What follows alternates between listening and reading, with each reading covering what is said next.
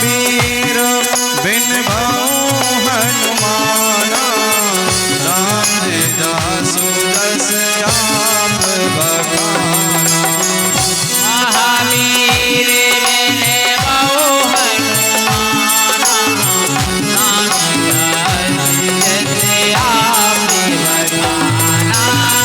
पवन तनय संतन हितकारी, हृदय विराजत अवध बिहारी। पवन तनय संतन हितकारी, हृदय विराजत अवध बिहारी। जनक सुता जग जननी जानकी, अतिशय प्रिय करुणा निधान की। जनक सुता जग जननी जानकी, अतिशय प्रिय करुणा निधान की। जाके जुग पद कमल मनावऊं, जासु कृपा निर्मल मति पावऊं।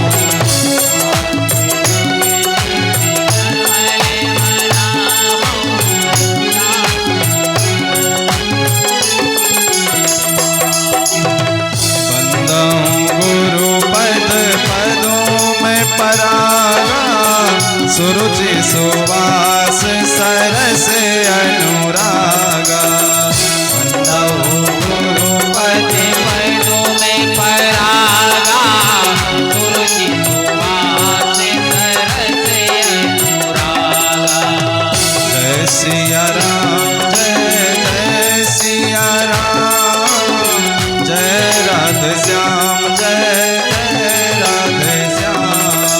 जय सिया राम जय जय सिया राम, जय राधे श्याम जय जय राधे श्याम।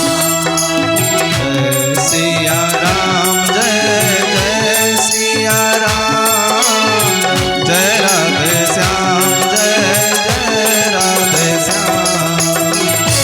सिया राम जय जय सिया राम, जय राधे श्याम जय जय राधे श्याम। जय राधे श्याम जय जय राधे श्याम। जय राधे श्याम जय जय राधे श्याम।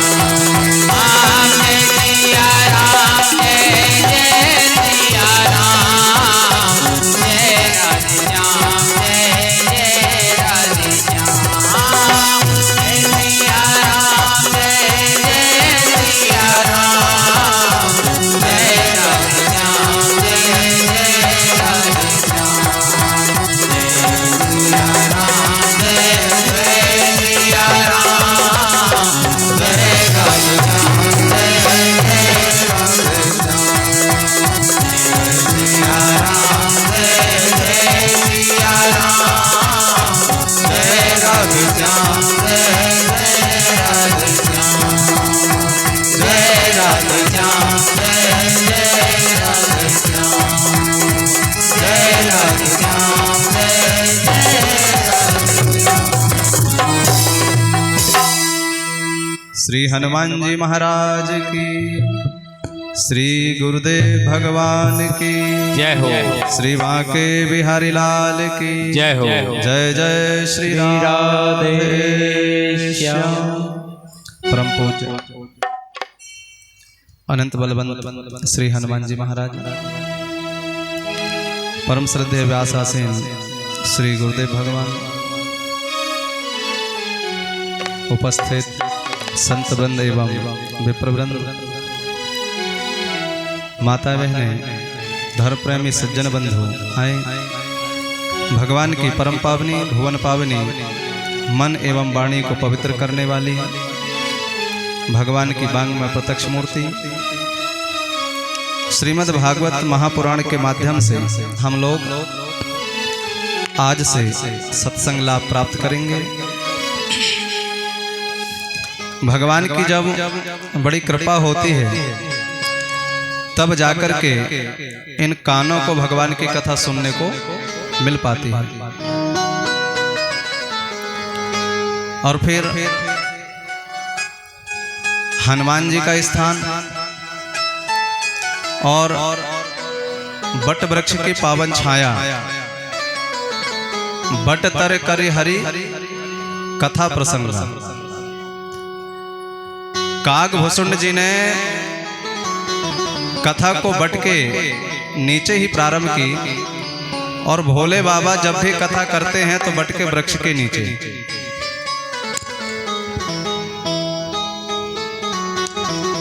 इसलिए आए, जब भगवान की बड़ी कृपा होती है तब जाकर के भगवान की कथा सुनने को मिल पाती है। इसलिए कहा गया, बड़े भाग्य मानुष तन पावा, सुर दुर्लभ सद्ग्रंथ ही गावा। बड़े भाग्य मानस तन पावा,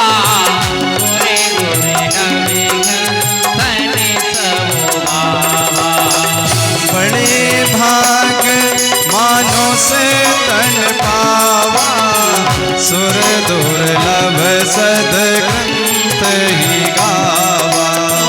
बड़े भाग्य मानस तन पावा, सुर दुर्लभ सुर दुर्लभ सद्ग्रंथ ही गावा। सुर दुर्लभ सद्ग्रंथ ही गावा। सुर दुर्लभ सद्ग्रंथ ही गावा।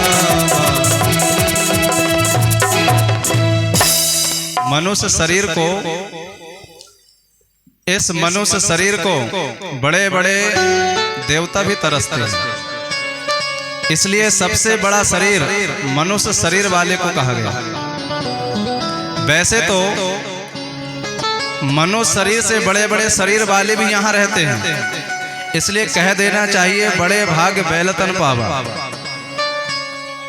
बड़े भाग ऊंट तन पावा, बड़े भाग हाथी तन पावा।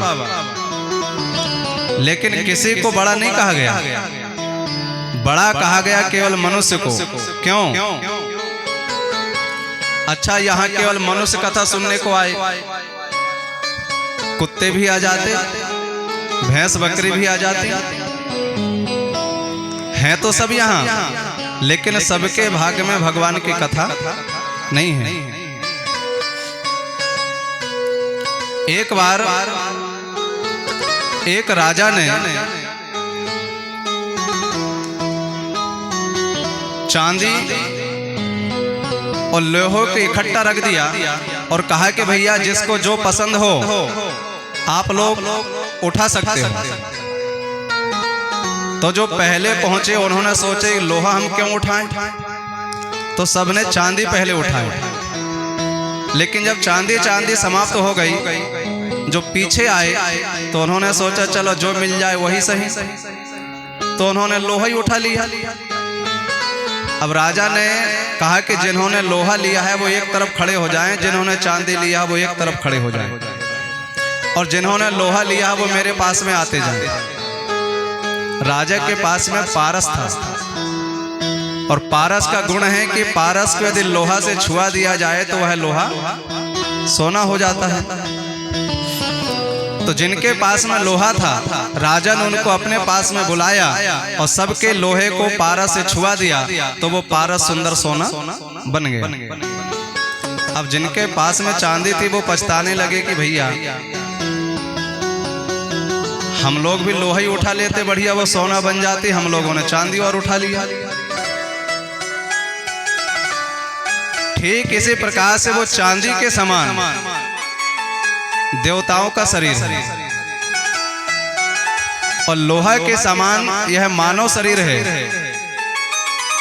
लेकिन यही लोहा रूपी जो शरीर है सत्संग रूपे पारस से छू जाता है तो ये देवताओं से भी श्रेष्ठ हो जाता है। देवता केवल स्वर्ग में रहते हैं, लेकिन मनुष्य अपने कर्म के कारण, सत्संग के कारण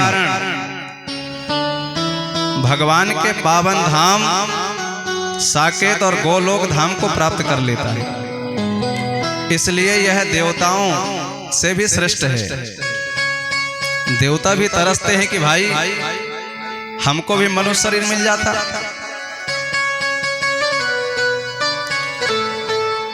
कान तो सबके पास में है, लेकिन कान पाकर के यदि भगवान की कथा को नहीं सुने, जिन हरि कथा सुनी नहीं काना, श्रवण रंध्र अहि भवन समाना। जिन हरि कथा सुनी नहीं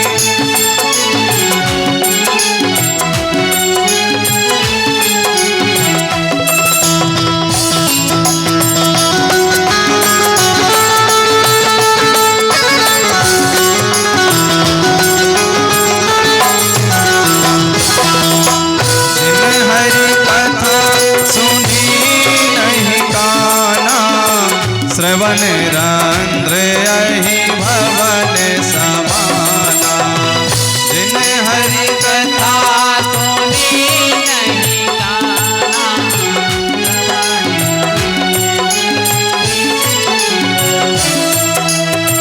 श्रवण रंध्र अहि भवन समाना। श्रवण रंध्र अहि भवन समाना। श्रवण रंध्र अहि भवन समाना। कान पाकर के यदि कथा ना सुन पाए तो हमारे ये कान कैसे हैं? जैसा एक सर्प का बिल एक व्यक्ति के कान में एक सर्प घुस रहा था, तो एक दिन वो पूछने लगा कि महाराज मेरे कान में एक सर्प घुस रहा था। कहा अब आप बताओ वो सर्प क्यों घुस रहा था? तो हमको यही बात याद आ गई कि जिन हरि कथा सुनी नहीं काना। तो हमने कहा एक बात बताओ, कभी तुमने कथा सुने हो कि नहीं? तो उसने कहा मैं कुछ पूछ रहा हूं और आप कुछ पूछ रहे हो। तो हमने कहा बताओ तो सुने हो कि नहीं? तो उसने कहा महाराज कहाँ समय है, गृह कारज नाना जंजाल, घरों में इतने काम हैं कि बताओ कभी कथा सुनने की फुर्सत मिलती है क्या? वो तो बाबा हैं, जबरदस्ती पीछे पड़े रहते हैं। सो क्या किया जाए, मजबूरी में सुनना पड़ता है। ये शरीर समाप्त हो जाता है लेकिन काम कभी समाप्त होने वाले नहीं है। गृह कारज नाना जंजाला। जंजीर में कोई जकड़ जाए तो छूट नहीं पाते। ठीक इसी प्रकार से खटिया नहीं बुनी जाती है, कैसे फंसती है रस्सी एक दूसरे से, तब जाकर के खटिया बनती है। ऐसा ही एक ग्रह में एक बार घरों में गृहस्थी में जो फंस जाए तो जैसे वो चारपाई की रस्सी एक दूसरे से फंस जाती है, ऐसे ही गांठ लग जाती है। गृह कारज नाना जंजाला। इसलिए कहा महाराज कथा नहीं सुन पाया। तो हमने कहा इसलिए तो वो सर्प कान में घुस रहा था। जिसने कान पाकर के कथा नहीं सुना उसका कान है सर्प का घर। अब किसी को अपने घर में घुसने में किसी से पूछना पड़ता है क्या? अपना घर है, चाहे जब घुसो। ऐसे ही सर्प ने सोचा ये कान, इसने कभी कथा नहीं सुना, तो वो सर्प ने सोचा कि मेरा घर है, तो वो अपने घर में घुस रहा था। हमका तुम्हारी गलती है कि तुमने सर्प को अपने घर में घुसने नहीं दिया। हमने जीभ पा लिया, जीभ हमको मिल गई, लेकिन ये जीभ पाकर के यदि भगवान का हमने गुण नहीं गा पाया, भगवान का नाम नहीं ले पाया, तो ये जीभ हमारी मेंढक की जीभ के समान है। मेंढक का जब से जन्म हुआ, मेंढक ने क्या किया? बरसात में मेंढक पैदा होते हैं और पैदा होने से लेकर के मरते तक मेंढक क्या बोलते हैं? उसने टर टर के सिवा कुछ किया क्या? ठीक इसी प्रकार से यदि हमको जीव मिल गई और भगवान का नाम हमने इस जीव से नहीं लिया, कभी भगवान का कीर्तन नहीं किया, तो मेंढक के जीव में और हमारे जीव में कोई अंतर नहीं है। जैसा वो मेंढक वैसे ही हम।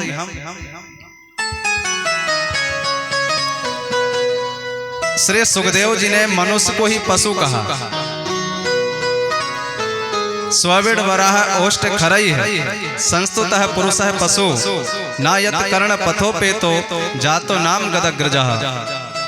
4 प्रकार के पशु कहा गया मनुष्य को। पहला, सबसे पहले कहा स्वान। स्वान मतलब कुत्ता। मनुष्य ही कुत्ता है। कब? एक व्यक्ति गया प्रयागराज में, कुंभ था, तो उस कुत्ते ने 1 महीने तक संतों का जूठन खाया, खूब संतों का दर्शन किया, और 1 महीने के बाद में लौट करके वापस वो कुत्ता अपने घर को आ रहा था। मार्ग में अनेक गांव पड़े, तो जिस गांव से होकर के वो कुत्ता निकले, उस गांव के कुत्ता उस कुत्ते को देख करके भौंकने लगे। कुत्ता क्यों भौंके? कुत्तों ने देखा कि भाई हम लोग तो अपने गांव में ही पड़े रहे, और ये देखो संतों का दर्शन करके आ रहा है, संतों का जूठन खा करके आ रहा है, 1 महीना इसने खूब पुण्य किया है।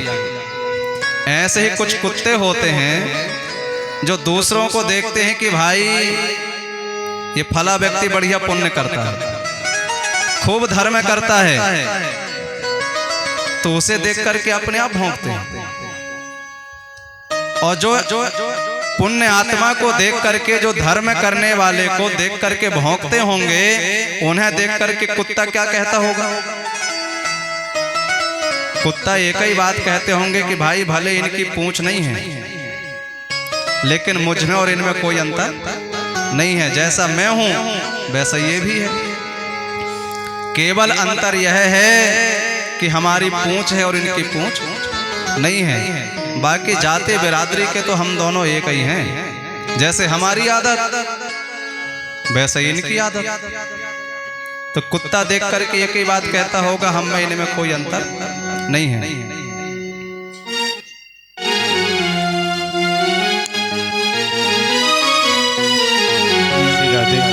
Hello hello hello hello Nilesh Nilesh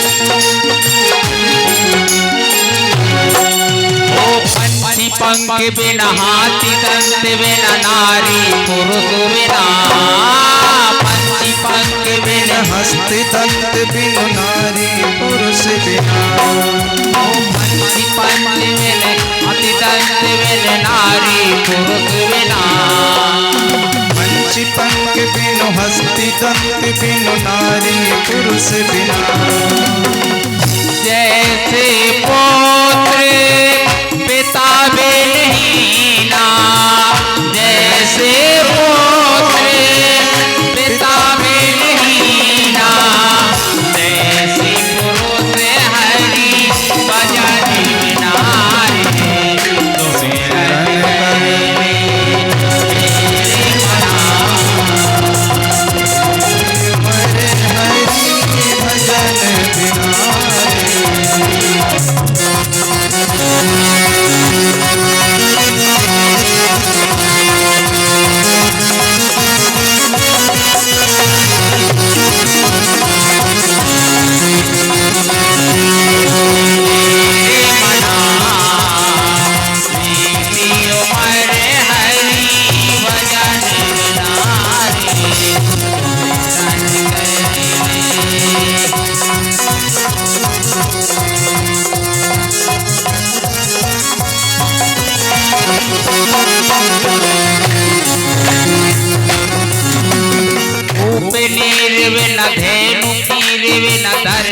में है विना।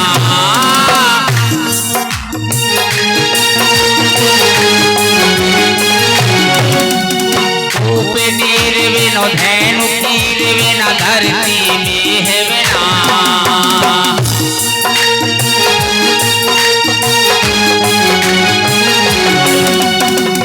जैसे तरोवर फल भी नहीं ना, जैसे तरोवर फल भी नहीं ना, जैसे तरोवर फल भी नहीं ना, जैसे पुरुष हरि नाम बिना रे, सुमिरन करे मेरे बना।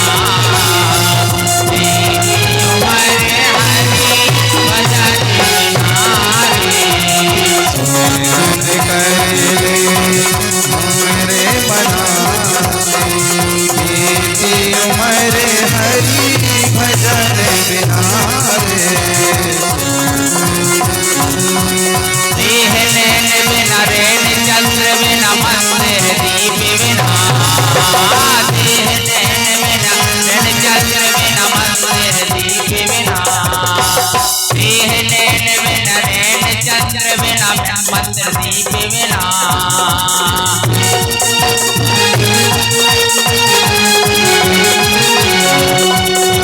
जैसे पांडित वेद विहीना, जैसे पंडित वेद विहीना, जैसे पांडित वेद विहीना, जैसे पुरुष हरि नाम बिना रे, सुमिरन करे मेरे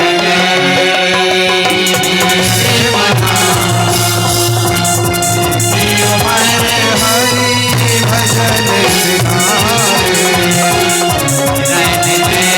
हरि भजन मेरे मना इसी उमर हरि भजन बिना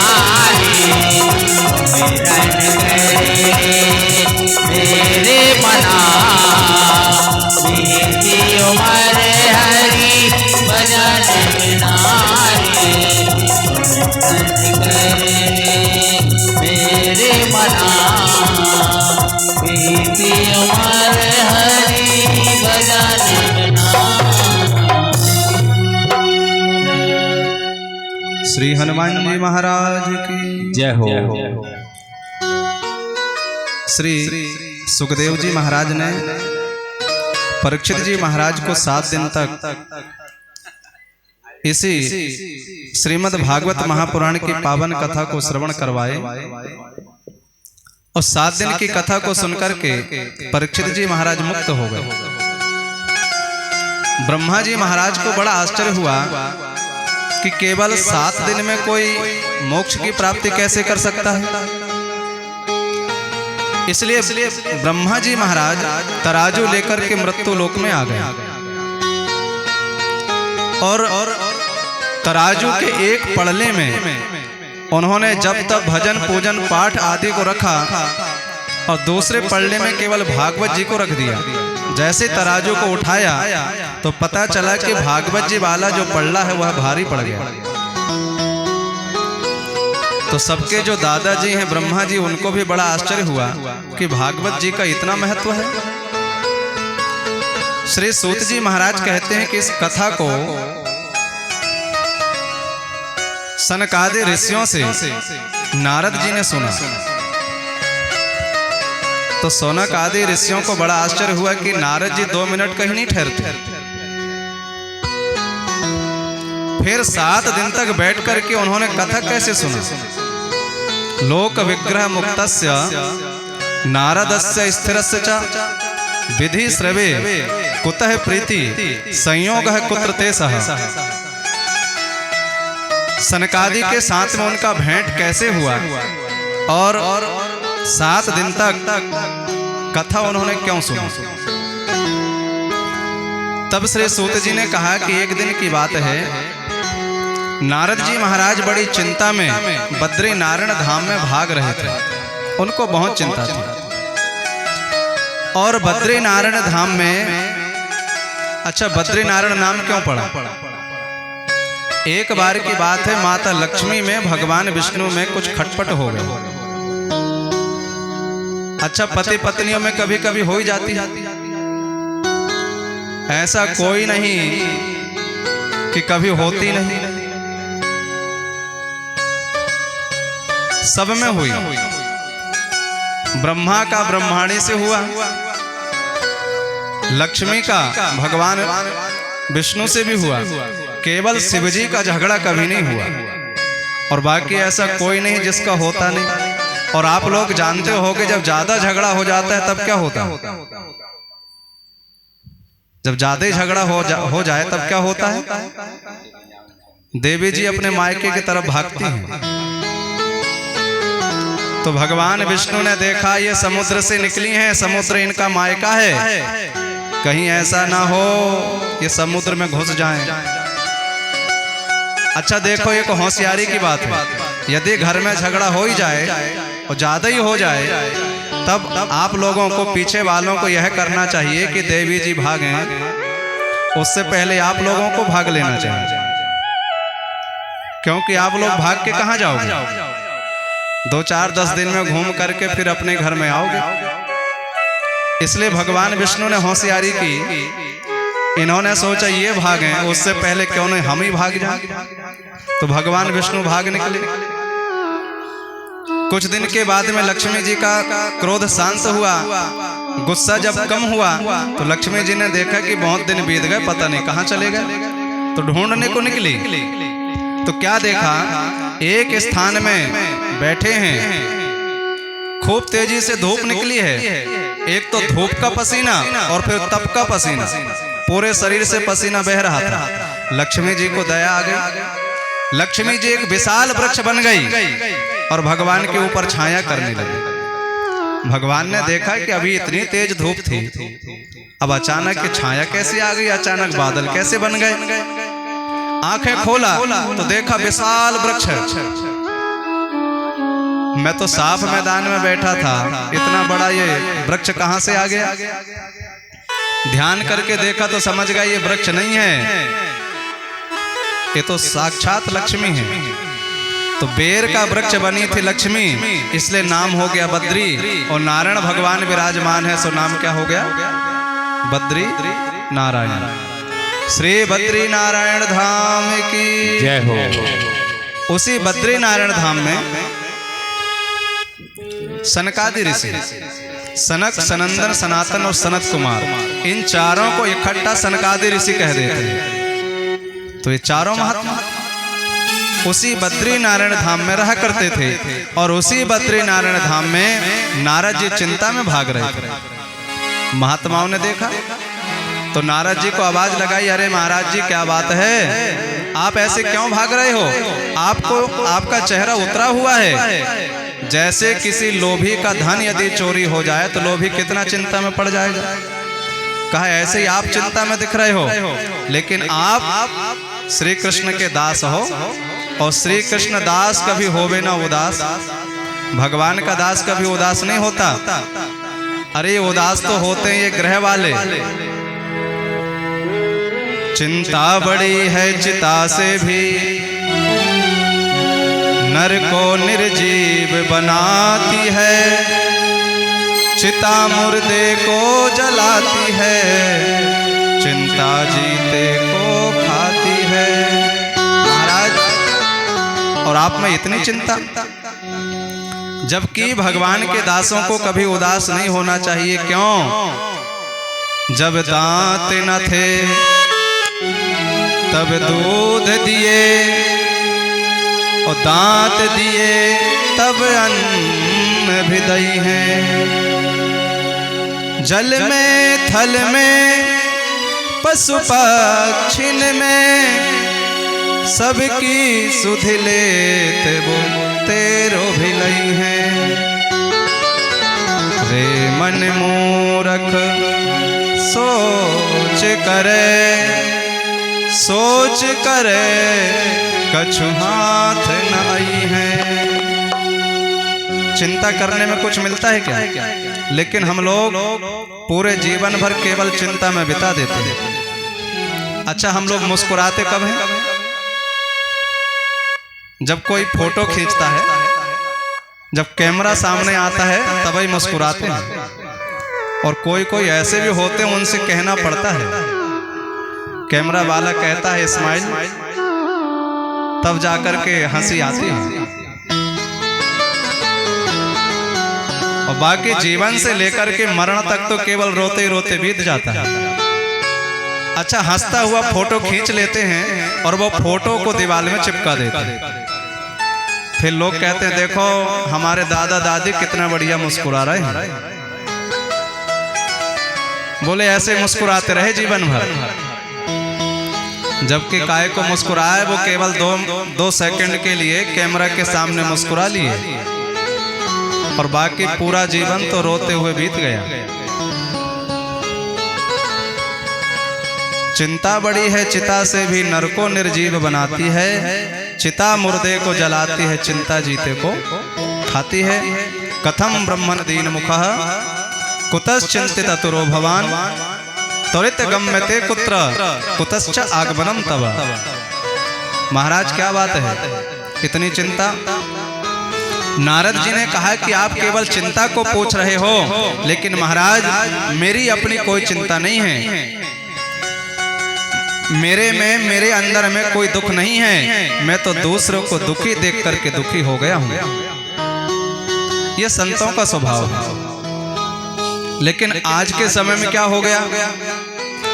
आज के समय में हमारा अपना कोई दुख नहीं है, लेकिन हम लोग दूसरों को सुखी देख करके अपने आप दुखी हो जाते हैं। जब कोई देखता है कि भैया वो इतना बढ़िया क्यों खाता है, इतना बढ़िया क्यों पहनता है, तो अपने आप दुखी हो जाते हैं। हम लोगों का दुख है सामने वाले मकान का बालक यदि बढ़िया अंकों से पास हो गया और हमारे घर का फेल हो गया तो दुखी हो जाते हैं कि वो पास हो गया। तो फिर हम लोग क्या कहते हैं, अरे पैसा दे दिया, पैसा दे दिया, पास हो गया। पूरे दिन पूरी रात तो खेलता था, कभी उठा के किताब 1 घंटा पढ़ा नहीं, पास हो गया। ऐसे पास थोड़ी हुआ, पैसा दे करके हो गया। और यदि हमारे घर का पास हो गया और सामने वाले का फेल हो गया तो कहते हैं हाँ दिन रात पढ़ता था, दिन रात एक कर दिया तब जाकर के पास हुआ है। यदि हमारे घर में कोई दुख है, कोई कष्ट है, तो कहते हैं भगवान की इच्छा है। और सामने वाले के घर में कोई परेशानी आ गई तो कहते हैं पाप का घड़ा फूट रहा है। अपने में बीतती है तो कुछ नहीं, और सामने वाले की बीतती है तो कहते हैं पाप का घड़ा है।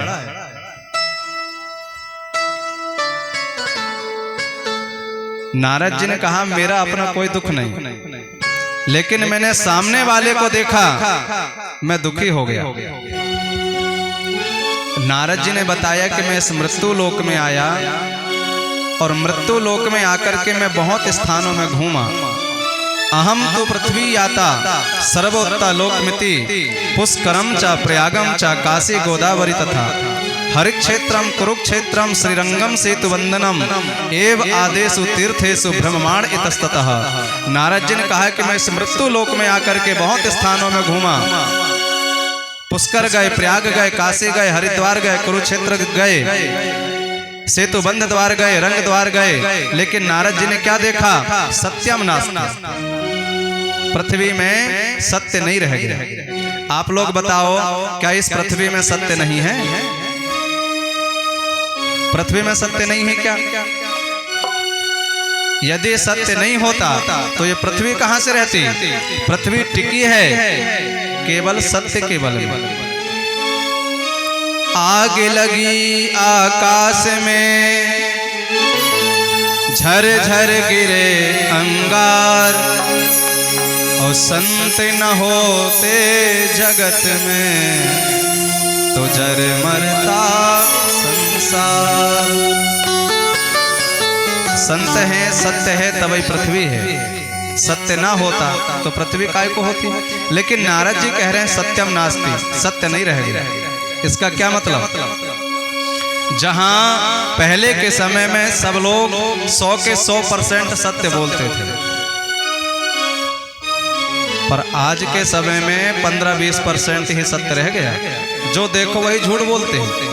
किसी से पूछो भैया क्या कर रहे हो, तो पहले कहते कुछ नहीं, सोचते हैं कि क्या झूठ बोला जाए, फिर भली कह दे कि हाँ भोजन कर रहा हूं। मोबाइल में घंटी बोलती है और सामने वाला पूछता है भैया कहाँ हो, तो कह देते हैं अरे भैया मैं तो अभी भानगढ़ में हूं, भले घर में बैठा है। लेकिन झूठ बोलने में कुछ लगता है क्या? पूरा दिन हम लोग झूठ बोलते हैं और दिन भर में यदि एक ही बार हम सत्य बोल देते हैं तो कहते हैं हरिश्चंद्र के बाप हम ही हैं। एक ही सत्य बोलने में हरिश्चंद्र के बाप बन जाते हैं। तो दिन भर झूठ बोले कोई गिनती नहीं। सत्यम नास्ति उदर भरणो जीवः बराक है कूट भाषण। केवल पेट भर जाए और किसी चीज से कोई मतलब नहीं है। कहा जो संत हैं पाखंड निरत है संतो, विरक्तो स परिग्रह। पाखंड से भर गए। नारद जी तीर्थों में भ्रमण कर रहे थे, उन्होंने देखा लिखा था मौनी जी महाराज, और मौनी जी महाराज इतनी जोरों से आवाज लगा रहे थे कि कोसों तक आवाज जा रही थी। कहा जय हो मौनी जी महाराज। आगे बढ़े तो लिखा था श्री त्यागी जी महाराज, और त्यागी जी महाराज के आश्रम में बड़े बड़े भंडारा हो रहे थे। कहा जय हो त्यागी जी महाराज। जब सभी कुछ त्याग दिए तो भंडारा कहाँ से हो रहा है? आगे बढ़े तो लिखा था श्री नागा जी महाराज, और नागा जी महाराज नीचे से ऊपर कपड़े पहने बैठे थे। कहा जय हो नागा जी महाराज। आगे बढ़े तो लिखा था श्री ब्रह्मचारी जी महाराज, और ब्रह्मचारी जी महाराज के आश्रमों में बालक रो रहे थे, हजारों स्त्रियां घुसी पड़ी थी। कहा जय हो ब्रह्मचारी जी महाराज। पाखंड नृत है संतो। ये तो भाई संतों की बात, और ग्रस्त वाले कैसे हो गए? तरुणी प्रभुता गेहे श्याल को बुद्धिदायक। पहले होते थे घरों में मालिक, पहले घरों में मालिक होते थे, अब घरों में किसका राज है? कोई मालिक रह गए हैं क्या? दिन भर ड्यूटी करो, दिन भर खेत देखो, दिन भर मजदूरी करो, और चाबी किसके पास? मालिक समाप्त है, मालकिनों का राज है।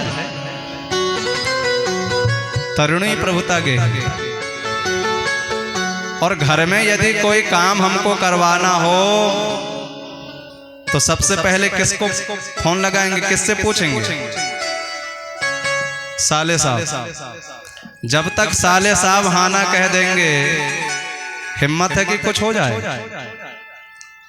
घर में चाहे कितने बूढ़े बैठे रहें, कितने बुद्धि वाले बैठे रहें, लेकिन साले साहब का हाँ कहना जरूरी है। जब तक साले साहब हाँ ना कहेंगे तब तक कुछ होने वाला नहीं है। श्याल को बुद्धिदायक है, बुद्धि देने वाले साले साहब हैं।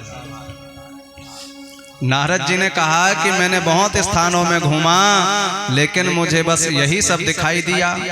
मैं तो सोच रहा था कि सब भजन पूजन करते होंगे, सब प्रसन्न होंगे, लेकिन मैंने पूरी दुनिया घूम लिया, कोई प्रसन्न नहीं है। जिस गांव में भी जाओ तो पहले यही कहने वाले आएंगे, महाराज बहुत परेशानी है। अब बाबा किस किस की परेशानी दूर करें? जो देखो वही परेशान।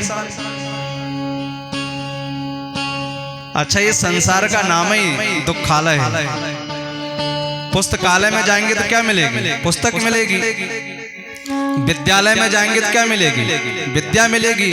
और इस दुखालय में आएंगे तो क्या मिलेगा? दुख जरूर मिलेगा।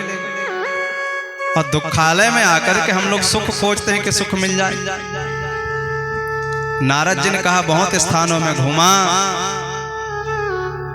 लेकिन मुझे शांति नहीं दिखाई दी। तब मैंने सोचा केवल एक स्थान रह गया है और वहां पर भगवान ने अवतरण करके जन्म लेकर के बाल लीला की और ज्यादा समय बीता नहीं है, तो वह सत्या भूमि है। भगवान का जो आचरण है, भगवान ने जो लीला किया, वो मिट्टी में अभी भी दिखाई देता है। इसलिए क्यों ना मैं श्रीधाम वृंदावन जाऊं। और नारद जी महाराज श्रीधाम वृंदावन में पहुंचे।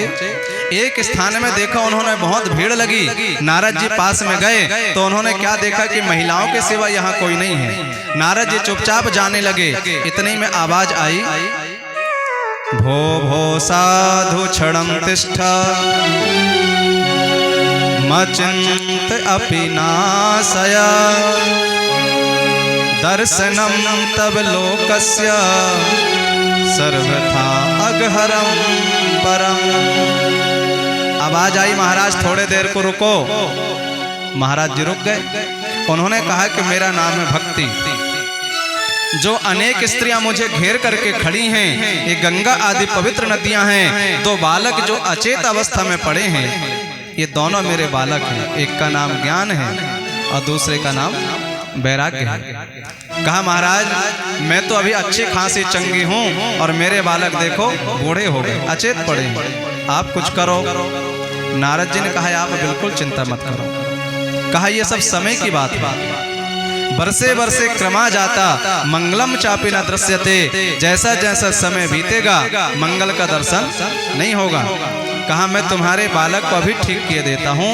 और नारद जी ने उन्हें ठीक करने का उपाय किया। पहले उन्होंने क्या किया, ज्ञान और वैराग्य को हाथों से हिलाया डुलाया, कराग्रण भी मर्दयन। लेकिन जब वो दोनों नहीं जागे तब दूसरा उपाय किया। कान में नाम ले लेकर के आवाज लगाई, ज्ञान प्रबुद्धताम शीघ्रम रे वैराग्य प्रबुद्धताम। बेटा ज्ञान जागो, बेटा वैराग्य जागो। लेकिन दोनों नहीं जागे। तब नारद जी ने तीसरा उपाय किया, वेद वेदांत घोषश्च गीता पाठेर मुहुर्मुहु। वेद का पाठ किया, गीता का पाठ किया, वेदांत का पाठ किया, लेकिन तीनों नहीं जागे। आकाशवाणी भई है सत्कर्म करो, सत्कर्म करो। नारद जी ने पूछा सत्कर्म क्या होता है, तो आकाशवाणी बोली कोई संत बताएंगे। नारद जी ने देखा कि ना जाने कौन सा संत बताएंगे सत्कर्म क्या होता है। तब नारद जी संतों की खोज में निकले और सबसे पूछते सत्कर्म क्या होता है, लेकिन कोई नहीं बताया। और कुछ बताते क्यों नहीं, इसलिए नहीं बताते, इन्होंने देखा ये पूछने वाला कौन है। पूछने वाला है नारद। एक झोला छाप डॉक्टर, उसके पास में यदि कोई फेमस डॉक्टर जावे और पूछे कि फली बीमारी का इलाज बताना, तो वो झोला छाप तो कहेगा भैया मैं तो झोला ही छाप हूं। और ये फेमस डॉक्टर है, ना जाने कितने मरीजों को ठीक किया है। यदि वो झोला छाप जानता भी होगा तो भी वो बताने वाला नहीं है। ऐसे ही महात्माओं ने देखा ये पूछने वाला है नारद, अब इसे कौन बताए सत्कर्म क्या होता है। तो कोई कोई इशारा किए, महाराज हम मौनी बाबा हैं, बोलते ही नहीं, और जब बोलते नहीं तो तुम्हें क्या बताएं। और कोई कोई बोले महाराज हमारे तो नशा का समय हो गया है, पहले नशा कर आए फिर बताएंगे। लेकिन जब कोई बताने को तैयार नहीं हुआ, नारद जी बद्री नारायण धाम में बड़ी चिंता में जा रहे थे। सनत कुमार ऋषियों ने देख लिया और सनत कुमार ऋषियों ने कहा बस इतनी सी बात, एक उपाय करो। श्रीमद् भागवत अनुमुक्ति सप्ताह वाचनम करो। आप भागवत जी का सप्ताह अनुष्ठान प्रारंभ कर दो।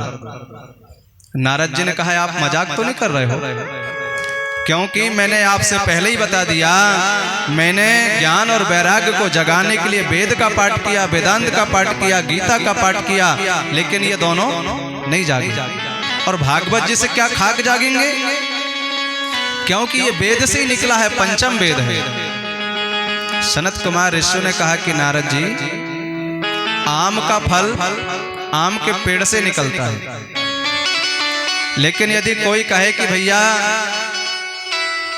न जाने कब पकेगा, कब फूलेगा, कब खाने को मिलेगा। आखिर इसे पेड़ से तो निकलता है, तो पत्ता खाने लगो, छाल चबाने लगो, मीठा लगेगा। थोड़ा इंतजार करना पड़ेगा, जब तक पकेगा नहीं तब तक वो फल मीठा लगेगा नहीं। ऐसे ही पका हुआ फल है भागवत। साधन साध सत्र है पुराण, फल रूपी श्री भागवत। और ऐसा पका हुआ है जिसमें ना छिलका है ना गुठली है, बिना दांत वाले भी आराम से पी सकते हैं। ये तो बिल्कुल जूस है। रचाए सृष्टि को जिसे प्रभु ने, वही ये सृष्टि चला रहे हैं। रचाए सृष्टि को जिसे प्रभु ने, वही ये सृष्टि चला रहे हैं।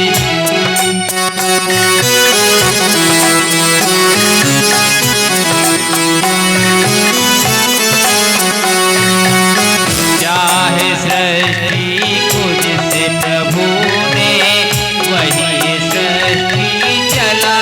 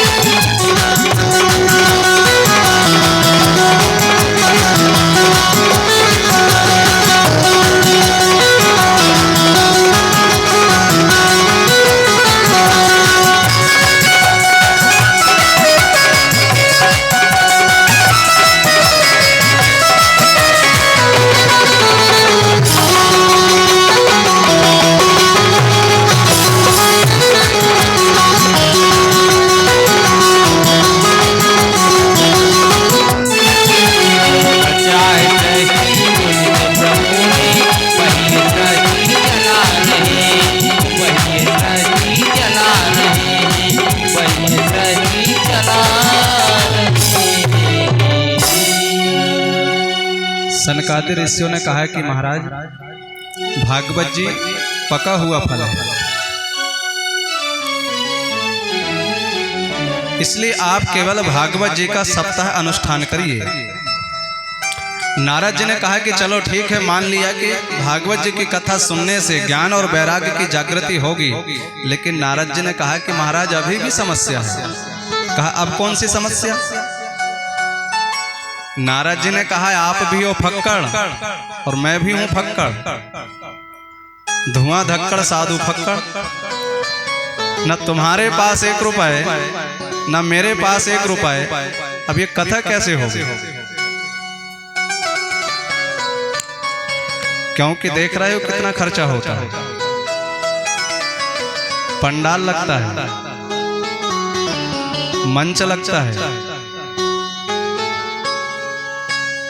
ये मैडी चाहिए, नहीं तो बैठेंगे कहाँ? आज के समय में संगीत चाहिए, साउंड मशीन चाहिए, तब जाकर के कथा होती है। पहले के समय में साउंड और संगीत की जरूरत नहीं होती थी, पहले तो केवल कथा होती थी। ये जरूरत आज की है, और जैसा समय रहता वैसे ही चलना भी पड़ता है। तो सनत कुमार ऋषियों से नारद जी ने कहा कि आप कह रहे हो कि कथा सुन लो, लेकिन महाराज मैं कथा कैसे सुनूंगा, क्योंकि 1 रुपए मेरे जेब में नहीं है। सनत कुमार ऋषि ने कहा कि देखो ना तुम्हारे पास है ना हमारे पास है, लेकिन कथा बोले बिल्कुल चकाचक होगी। कहा वो कैसे? अभी ये रुके थे बद्री नारायण में, लेकिन सनत कुमार ऋषियों ने कहा कि अब हम चलते हैं हरिद्वार में, वहां सारी व्यवस्था मिलेगी।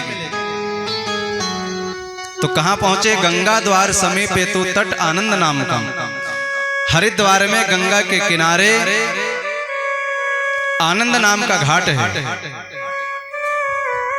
और उस आनंद नाम के घाट के किनारे बढ़िया नव कोवल बालू बिछी है, रेता बिछी है। और रेता बिछी है, जब पहले से डल्लब वाला गद्दा बिछा है तो मैडी फैडी बिछाने की क्या जरूरत है? बोले बढ़िया उसी रेता में बैठेंगे। उसी आनंद नाम के घाट के किनारे पर एक विशाल बट वृक्ष लगा है। ये बट वृक्ष लगना चालू हो जाए तो कौन सा पहला पेड़ है पता नहीं चलता। एक जड़ आती है वो पेड़ बन जाती है, दूसरी जड़ जाती है वो पेड़ बन जाता है। बोले ना जाने कितने जगह में पंडाल लगा है, तो पंडाल लगाने की कोई जरूरत नहीं है। और उस बट वृक्ष के नीचे पहले से चबूतरा बना हुआ है, तो मंच भी बनाने की कोई जरूरत नहीं है। और बोले हम फक्कड़ों की बढ़िया चकाचक कथा होगी। तो हरिद्वार में पहुंच गए और सनकादिक ऋषियों ने कथा प्रारंभ कर दी। जैसे ही कथा प्रारंभ हुई है, वहां पर जो संत हैं वो शिष्य मंडलियों के साथ में पहुंचने लगे, और जो गृहस्थ वाले हैं वो अपने पत्नी और बच्चों के साथ में कथा सुनने के लिए जाने लगे। भृगुर वशिष्ठ चौनश्च गौतमो मेधा तिथि देवल देवरातौ, बड़े बड़े महात्मा गए। और केवल महात्मा नहीं गए, तंत्र गए, मंत्र गए, 17 पुराण गए, 4 वेद गए, 6 शास्त्र गए। ऐसा कोई भी नहीं होता जो कथा में नहीं पहुंचते। अब हम लोग अयोध्या जाते हैं, चित्रकूट जाते हैं, और 1 महीना भी रुक कर के खूब घूमे तो कोई ना कोई स्थान बिना दर्शन के छूट जाएंगे, चाहे जितना घूमे, क्योंकि तीर्थों में अनेक स्थान है, कहाँ कहाँ जाएंगे, कोई ना कोई। इसलिए 84 कोस होती है,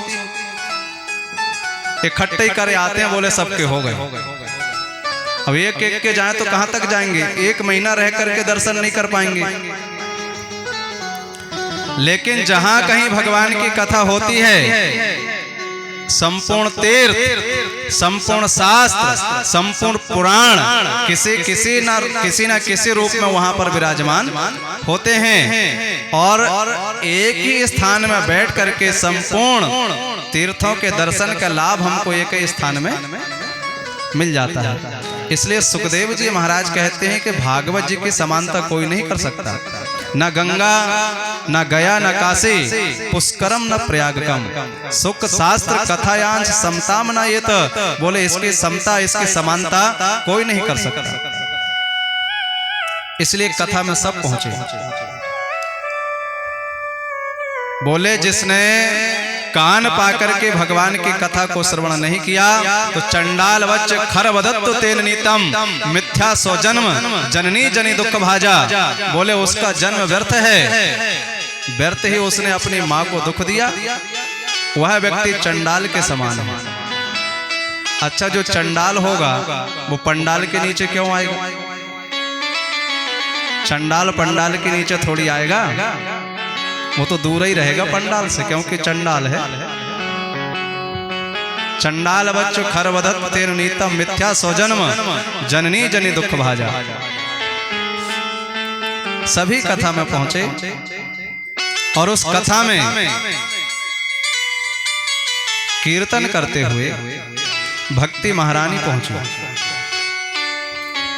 अच्छा देखो, भक्ति आई है कीर्तन करते हुए। अब कथा में हम लोग भी आते हैं, लेकिन हम लोग कैसे आते हैं? भक्ति आई कीर्तन करते हुए। यहाँ की बात नहीं बता रहा है मुड़ियाने की, मुड़ियाने के सभी मुड़ गए। किधर मुड़ गए? बोले भगवान की तरफ मुड़ गए।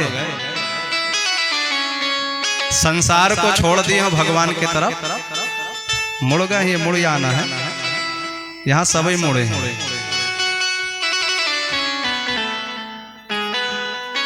और जगह में लोग कथा सुनने को आते हैं तो मुंह में भर लेते हैं गुटखा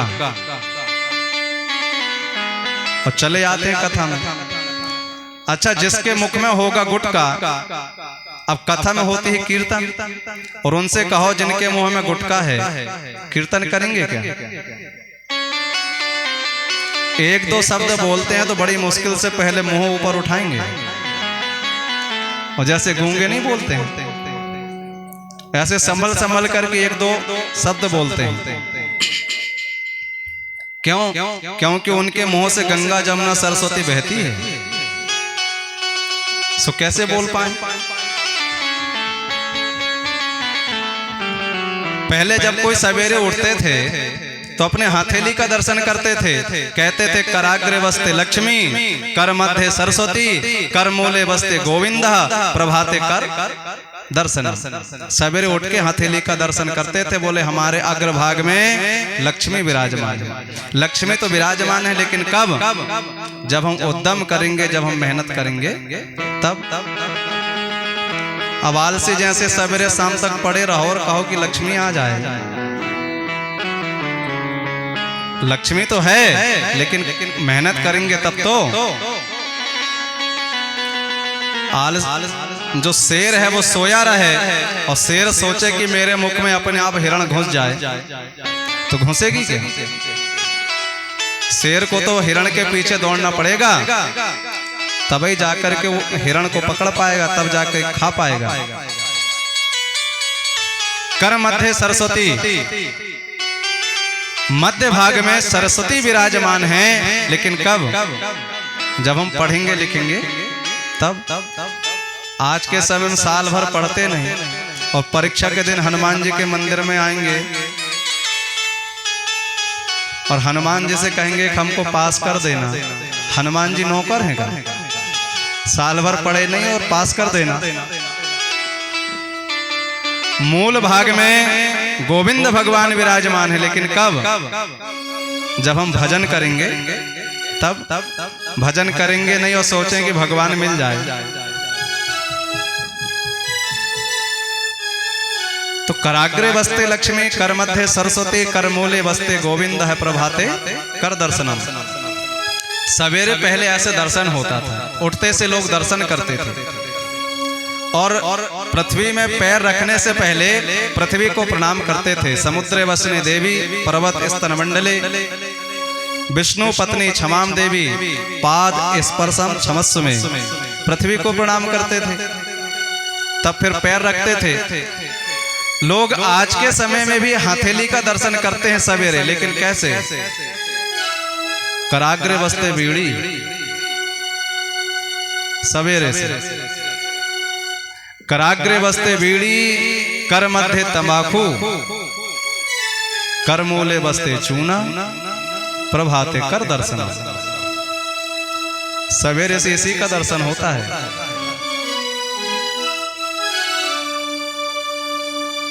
भक्ति महारानी कीर्तन करते हुए आई और हम लोग मुंह में गुटखा भर के आते। और श्रोताओं की छोड़ो, आज के समय तो वक्ता भी खूब खाते हैं। जो ब्राह्मण गुटखा खाए उसे दान देने वाला व्यक्ति नरक में जाएगा और खाने वाले को कुत्ता बनना पड़ेगा।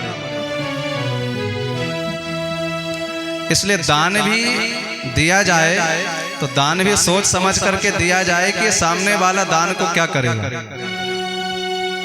अब तुम तो दे दो, हम तो दान दे रहे हैं, वो शाम को भट्टी में जाए और बढ़िया पिए, बोले हम तो दान कर दिए।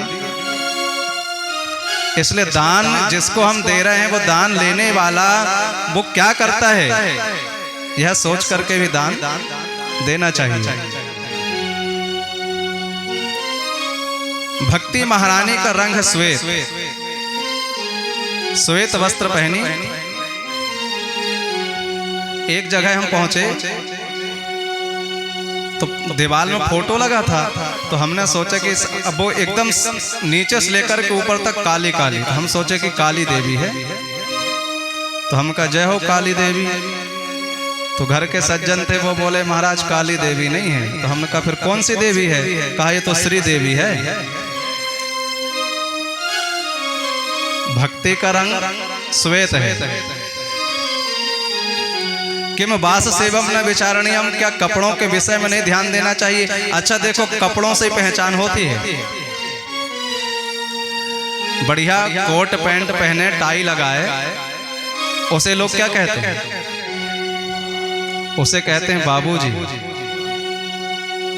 और धोती पहन ले तो क्या कहते हैं? धोती पहन ले तो कहते हैं बाबा जी है। कपड़े से बाबूजी हो गए और कपड़े से बाबा जी हो गए। पर आज के समय में, पहले जो गरीब भी होते थे तो कपड़े को सिल करके पहनते थे, और आज के समय में जो देखो वही फटे फटे पहने घूम रहे हैं। चाहे जितने बड़े घर के हो, सब गरीब बन गए। अच्छा, शूटिंग करते समय यदि किसी हीरो की धोखे से फट गई तो लोग सोचते हैं शायद ये फैशन चली है। सो जो देखो ही फटे फटे पहने घूमने लगते हैं। भक्ति महारानी कीर्तन करते हुए कथा में पहुंची है। श्री कृष्ण गोविंद हरे मुरारे, हे नाथ नारायण वासुदेवा। श्री कृष्ण गोविंद हरे मुरारी, हे नाथ नारायण वासुदेवा। श्री कृष्ण गोविंद हरे मुरारी, हे नाथ नारायण वासुदेवा।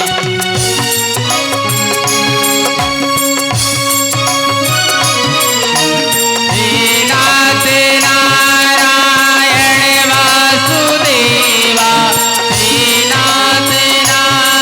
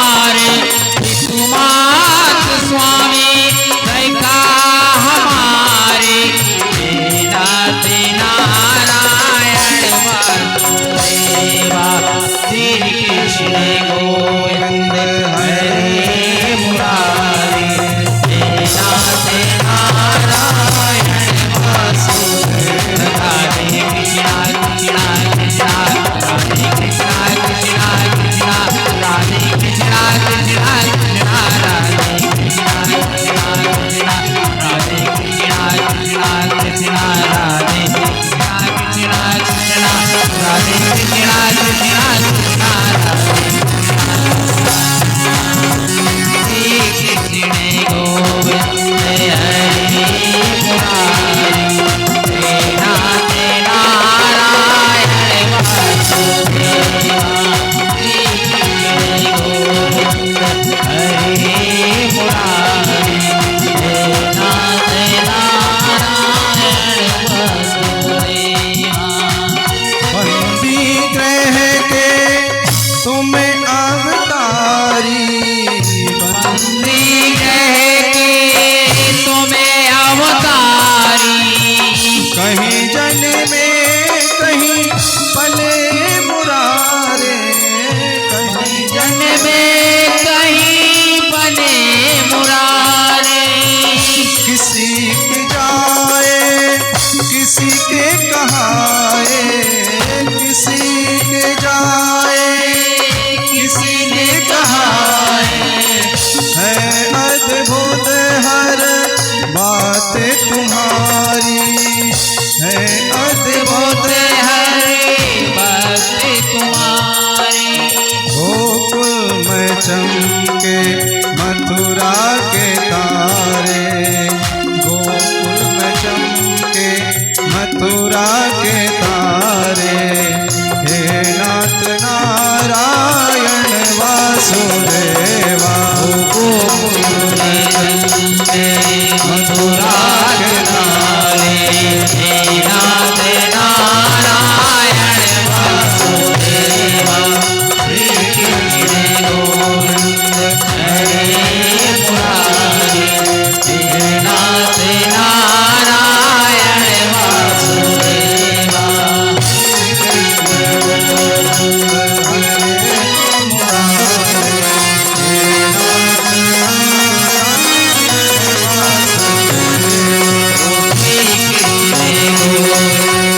हरे मुरारी हे नाथ नारायण वासुदेवा।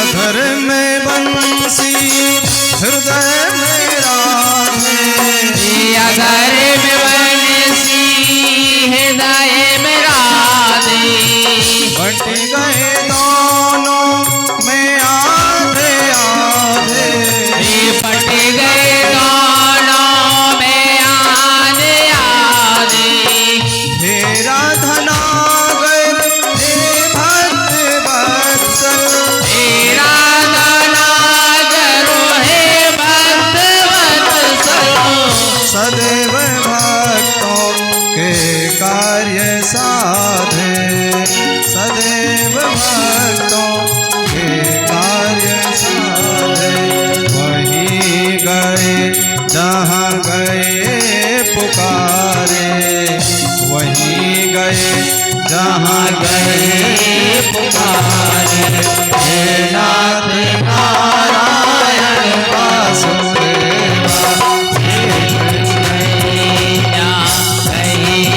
पुकारी हे नाथ नारायण वासुदेवा।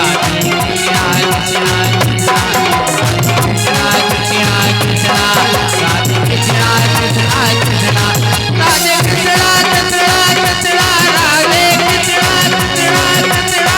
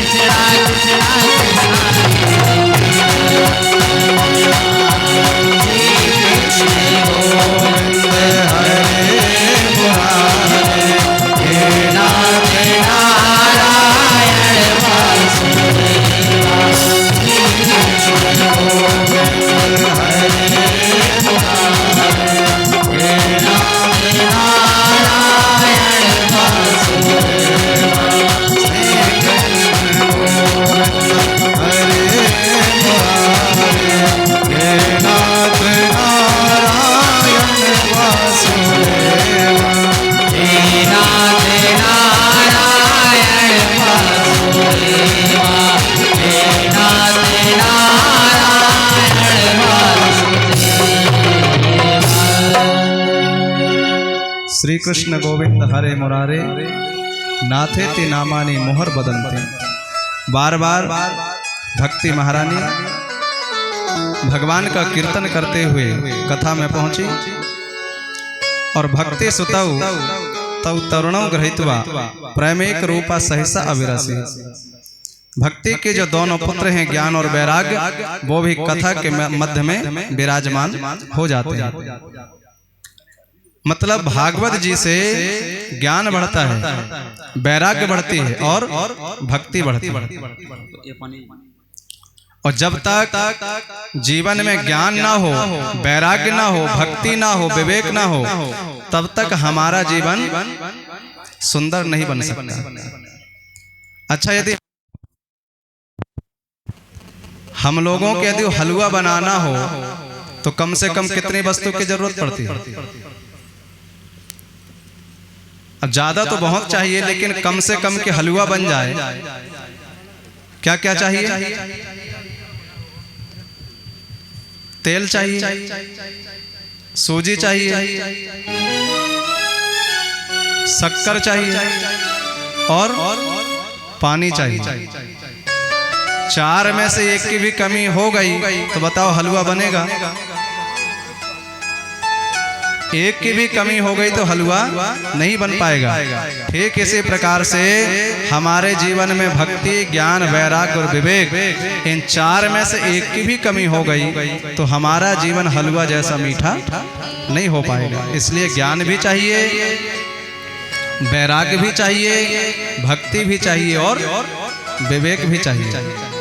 किसी के पास में ज्ञान बहुत होता है लेकिन वैराग्य नहीं होता, किसी के पास में वैराग्य होता है तो ज्ञान नहीं होता, किसी के पास में ज्ञान हो जाता है भक्ति नहीं होती, किसी के पास में भक्ति हो जाती है लेकिन वैराग्य नहीं होता।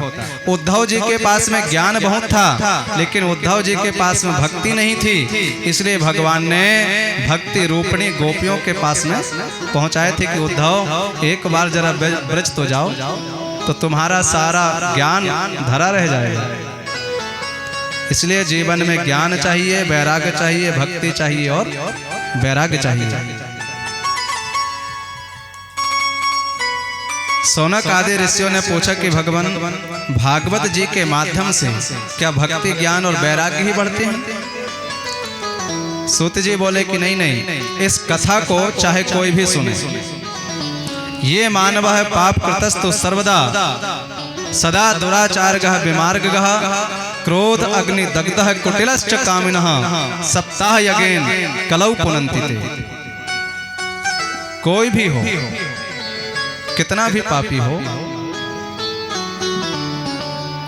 रात दिन क्रोध किया हो, रात दिन पाप आचरण किया हो,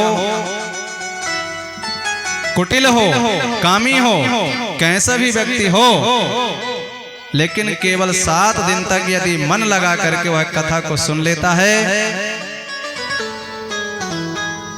तो इस कली काल में भी सप्ताह यज्ञेन कलौ पुनन्ति ते, केवल 7 दिन में पुनीत हो जाता है, पावन हो जाता है। लेकिन कथा को कैसे सुने? मन लगाकर मतलब कथा में क्या होता है, कुछ लोग कथा में आते तो हैं लेकिन इस कान से सुनते हैं और इस कान से निकाल देते हैं।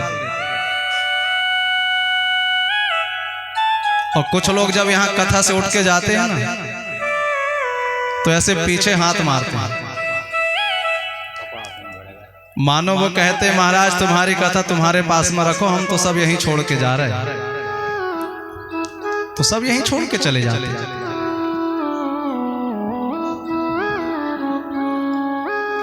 अच्छा, कुछ लोग कथा में बैठे रहते हैं उनसे, और फिर वो बाद में पूछते हैं उतने समय आप कुछ कह रहे थे, क्यों? सामने तो आप भी बैठे थे।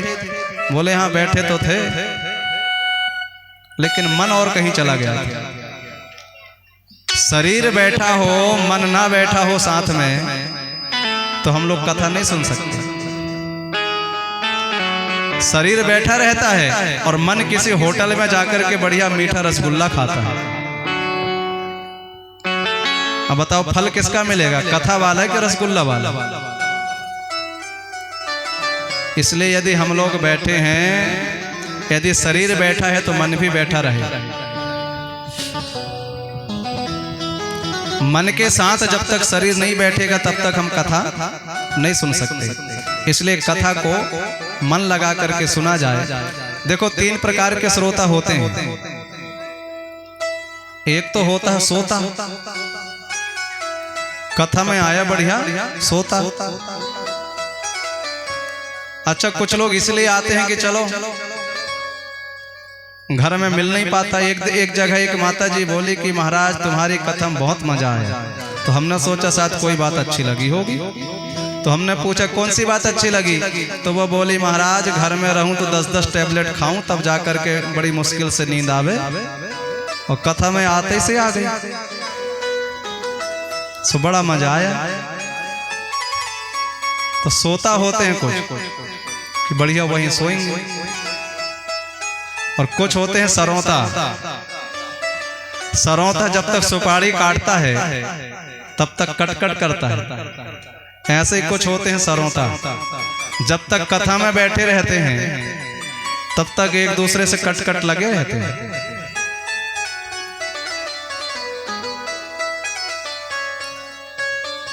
और तीसरा होता है श्रोता, जो एक आसन में बैठ करके आनंद पूर्वक पूरी कथा को सुनता है। जो श्रोता बनकर के कथा सुनता है तो लहाही 4 फल अछत तनु साधु समाज प्रयाग, उसको चारों प्रकार के फलों की प्राप्ति हो जाती है। कहे चाहे जितना भी पापी हो, इस कथा को यदि वह सुन लेता है तो सप्ताह यज्ञ कलौ पुनंति ते। और इस बात को समझाने के लिए उन्होंने एक उपाख्यान का वर्णन किया जिसका नाम है गोकर्ण उपाख्यान। तुंगभद्रा नदी के किनारे में 4 वर्णों के लोग रहते हैं। वहां पर एक ब्राह्मण देवता रहते हैं जिनका नाम है आत्मदेव। आत्मदेव जी महाराज को बड़ी गिलानी भई कि मेरे घर में बालक नहीं है।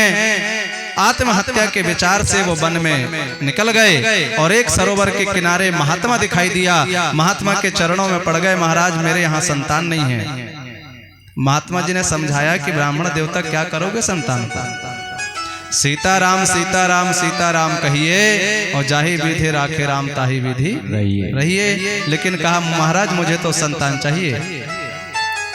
महात्मा ने बहुत समझाया ब्राह्मण देवता क्या करोगे संतान को? ब्राह्मण देवता ने कहा वैसे तो मैं विवाह कर लिया। बोले कर चुका विवाह 7 वर्ष हुए, पर फल उसका अब तक मिला नहीं। ना जाने कैसा है भवेश, हत कमल अभी तक खिला नहीं। वह जलधर भी क्या जलधर है, जो जल से ही संपन्न न हो। वह फलधर भी क्या फलधर है, जो फल से ही संपन्न न हो। महाराज पेड़ है लेकिन फल ना हो तो उस पेड़ का कोई महत्व नहीं रहता। मैंने विवाह किया लेकिन कोई संतान नहीं। जो महात्मा थे वो स्वयं भगवान थे।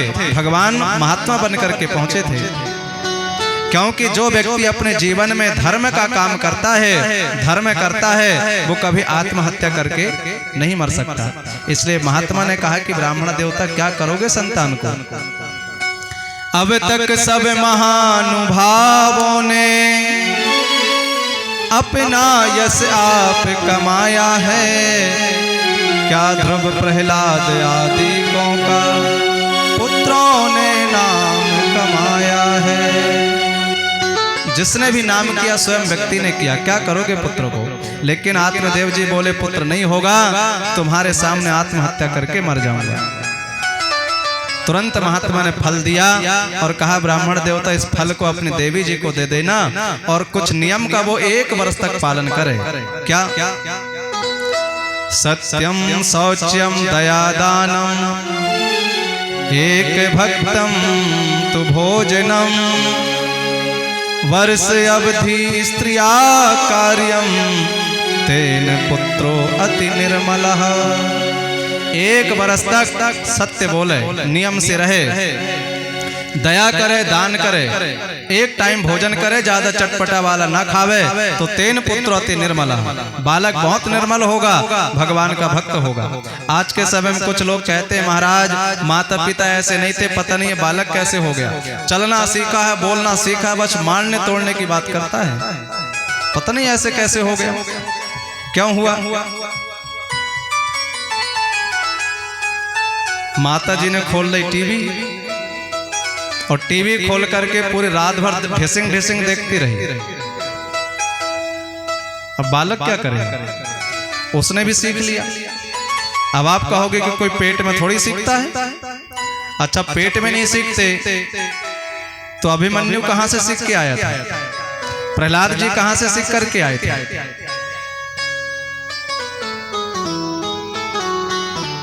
इसलिए 1 वर्ष तक सत्य बोले, नियम से रहे, दया करे, दान करे। पहले के समय में घरों में इतना काम होता था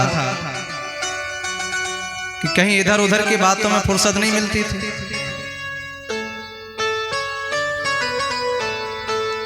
तो घर के काम में, और जब कभी समय मिल जाए तो बड़े बूढ़े और संतों से, क्योंकि पहले के समय में गांव-गांव में संतों की जमात घूमती थी, अब उतने संत बचे ही नहीं,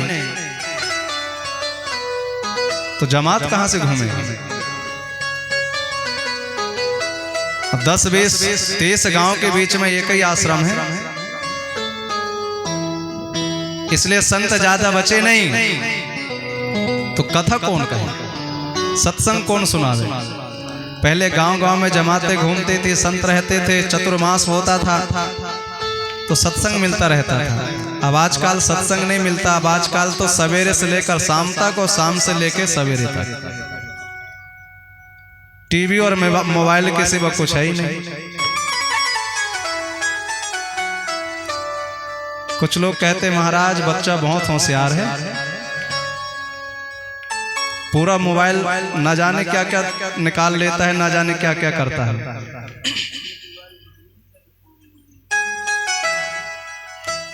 तो मोबाइल में बचपन पे से बालक होशियार हो जाते हैं, क्योंकि वो सीखा ही हुआ पैदा हुआ है, ऐसे थोड़ी सीख गया, सीखा सिखाया पैदा होगा। मुख से जिनके हरि का गुणगान होना था, जिह्वा पर जिनके राम नारायण होना था, माता पिता ने दिया मोबाइल बच्चों को, हाथ में जिसके गीता या रामायण होना था। जिनके हाथों में रामायण गीता होना चाहिए, उनके हाथ में मोबाइल है, सीख करके आए हैं। महात्मा ने कहा सत्यम शौच्यम दया दानम एक भक्तम तु भोजनम, वर्ष अवधि स्त्रिया कार्यम तेन पुत्रोते निर्मलः। आत्मदेव जी गए, फल को दे दिया, नियम बता दिया और वो काम से बाहर चले गए, लेकिन धुंधली ने कहा फल को नहीं खाऊंगी। पड़ोसन के पास में पहुंच गई, कहा बहन जी फल ला करके दिए, मैं फल नहीं खाऊंगी। पड़ोसन बोली बहन काहे ना खाएगी? अरे कहा फल खा लूंगी तो भाग नहीं पाऊंगी। कहा तुझे भागने की क्या जरूरत पड़ रही है? अरे कहा घर में अचानक आग लग जाए, घर में अचानक कोई डकैत आ गए, सब लोग भाग जाएंगे, मैं फोकट में मारी जाऊंगी। अहो चिंता मामोत्पन्ना फलम च हम न भक्षये, मैं इस फल को नहीं खाऊंगी। पड़ोसन बोली बहन बिल्कुल मत खा, तुम दोनों हो, जब दोनों ही मर जाओगे तो तुम्हारी जमीन तुम्हारा मकान सब हम लोगों का हो जाएगा, बिल्कुल ना खा। कहीं से घूमते भाई उसकी बहन जी आ गई, वही समस्या उसको सुना दी, तो उसने कहा ऐसे फल वल से कोई बालक होते हैं, एक काम कर इसे गाय को खिला दे। गाय को खिला दी और एक दिन वो बालक ला करके दे दी। धुंधली ने शोर मचा दिया कि मेरे घर में बालक का जन्म हो गया। नामकरण के लिए ब्राह्मण देवता आ गए। धुंधली ने देखा ना जाने क्या नाम रखेंगे, इनका नाम है आत्मदेव, कहीं ऐसा ना हो नाम रख दें सूर्यदेव, चंद्रदेव। लेकिन उसने सोचा कि जैसा है मेरा नाम वैसे ही होना चाहिए बालक का नाम। इसलिए कहा है ब्राह्मणों, बड़े आगे नामकरण करने वाले, अरे जब मैंने जन्म दिया है तो क्या मैं नामकरण नहीं कर सकती? सब ब्राह्मण भाग गए और इसने सोचा क्या नाम रखूं। देखा जैसा है मेरा नाम वैसे ही होना चाहिए मेरे बालक का नाम। तो उसने देखा मेरा नाम है धुंधली, तो बालक का नाम क्या होना चाहिए? मिलता जुलता। बोले मेरा नाम है धुंधली तो बालक का नाम हो जाए धुंधकारी। धुंधकारी इति नाम मात्रा प्रतिष्ठिता, माता के द्वारा रखा नाम है। जिस गाय को फल खिलाया गया, ठीक 3 महीना बीतने के बाद त्रिमास से निर्गते 3 महीना बीता है, उस गाय के द्वारा भी एक संतान का जन्म हो गया। उसका केवल कान गाय के समान था, इसलिए उसका नाम गौकर्ण रख दिया गया। श्री गौकर्ण जी महाराज की जय हो। दोनों धीरे धीरे बड़े भय हैं, दोनों के गुणों में बड़ा अंतर हो गया। गौकर्ण है पंडितो ज्ञानी, धुंधकारी महाखला। गौकर्ण जी पंडित निकले हैं, ज्ञानी निकले हैं, और धुंधकारी कैसा निकला? महाखल। एक महात्मा जी ने दूसरे महात्मा जी से पूछा कि खल किसको कहते हैं? खल। तो महात्मा जी बोले खाए और लड़े। वो कौन है? खल। लेकिन ये धुंधकारी कौन है? महाखल। अच्छा, खाए लड़े वो खल, और ये महाखल कौन? जिसका खाए उसी से लड़े। यहां तो नहीं है कोई ऐसे, मुरयाने में ऐसे कोई नहीं है, और जगह बहुत मिलते हैं। जिसका खाते हैं उसी को लड़ते हैं, जिसका खाए उसी से लड़े। जिसका खाए यदि उसी से लड़े तो समझ लेना ये महाखल है। इसके कर्मों को देखकर आत्मदेव जी महाराज को बड़ी ग्लानि भई। रोते रोते गोकर्ण जी के पास में आए, कहने लगे बेटा मैं क्या करूं, कहां जाऊं? गोकर्ण जी ने समझाया पिताजी बालक हैं लेकिन बाप को समझा रहे हैं। गोकर्ण जी अच्छा गाय का बालक है ना, गाय का बालक है, मनुष्य का थोड़ी है। मनुष्य उल्टा पैदा होता है तो काम भी उल्टा ही करता है और उल्टा ही शिक्षा देता है। गाय का बालक है। आत्मदेव जी को समझा रहा पिताजी असार है खलु संसारो दुख रूपी विमोह कहा सुतः कस्य धनम कस्य स्नेह वांचल ते अनिसम। पिताजी संसार में कोई किसी का नहीं होता। आप समझ रहे हो कि आपका शरीर है, अरे आपके बालक की छोड़ो, आपका शरीर भी आपका नहीं है। हम लोग सवेरे से शाम तक इस शरीर को सजाते हैं, ना जाने कितने कितने किलो क्रीम समाप्त कर दिए इसको सजाने में, ना जाने कितना किलो पाउडर समाप्त कर दिए शरीर को सजाने में, और दिन भर में 20 बार कम से कम शीशा देखते हैं। देखते हम कितने सुंदर हैं। अच्छा इतने सुंदर हैं तो जरा चोट लग जाने दो, फिर देखो जरा जल जाने दो शरीर को, फिर देखो शीशे में कितना सुंदर है।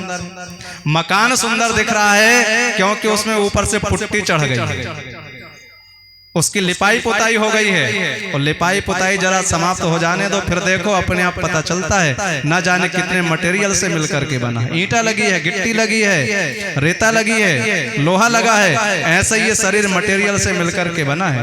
क्षितिजल पावक गगन समीरा। अधम ये सो शरीर है, अधम है, पंच रचित यह अधम शरीर। बहुत सुंदर दिखता है, ना जाने इस शरीर से क्या क्या निकलता है, और हम कहते बहुत सुंदर है।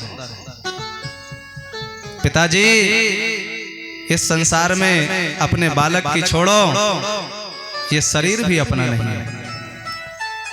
छोड़कर संसार जब तू जाएगा, कौन है तेरा साथी साथ निभाएगा। छोड़कर संसार जब तू जाएगा, कौन साथी तेरा निभाएगा। छोड़कर संसार जब तू जाएगा, कौन तेरा साथी साथ निभाएगा।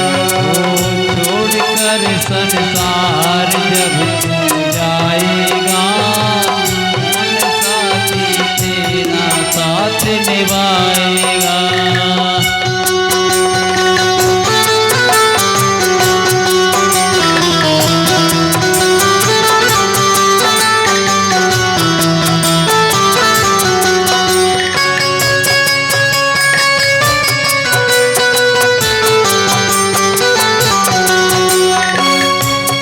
भजन किया ना सत्संग न किया रे दो घड़िया।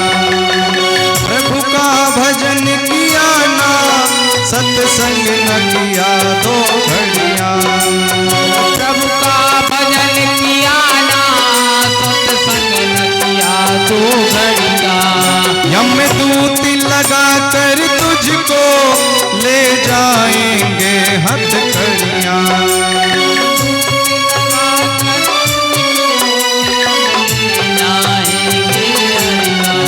यमदूत लगा कर तुझको ले जाएंगे हथकड़ियाँ।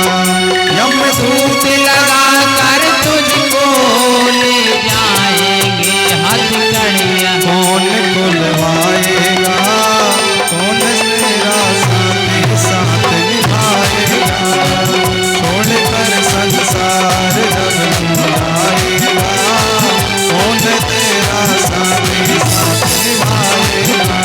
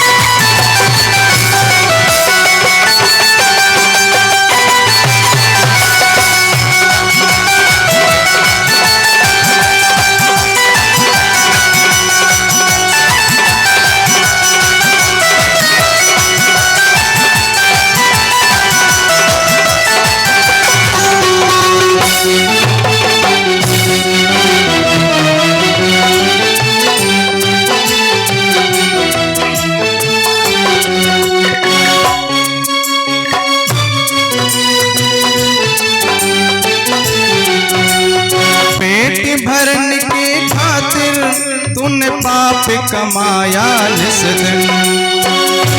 भरन के कारण तूने पाप कमाया निस दिन। शमशान में लकड़ी रख कर तेरे आग लगेगी एक दिन। शमशान में लकड़ी आग लगेगी एक दिन। शमशान में लकड़ी रख कर तेरे आग लगेगी एक दिन। ओ शमशान में लकड़ी रख कर तेरी आग लगेगी एक दिन। खाक हो जाएगा, कौन तेरा साथी साथ निभाएगा।